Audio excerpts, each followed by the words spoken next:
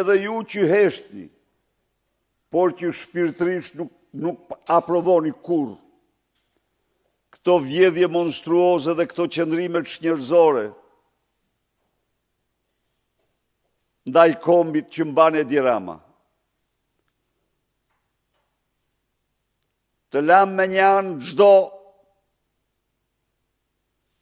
pakënaqësi.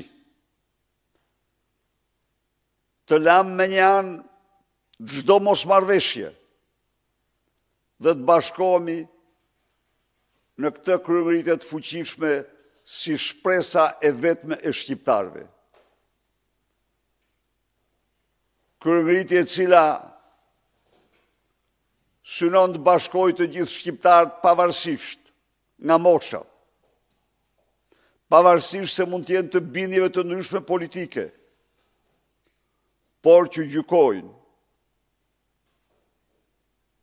se vjedhjet e të mërshme të qeveritarëve po shkatrojnë financat e tyre, po shkatrojnë vendin e tyre.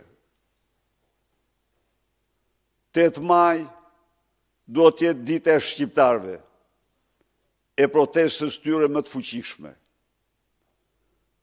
Unë kam besim se do japin me 8 maj mesazhin më të fuqishëm ndaj këtij regjimi bandit dhe hajdut.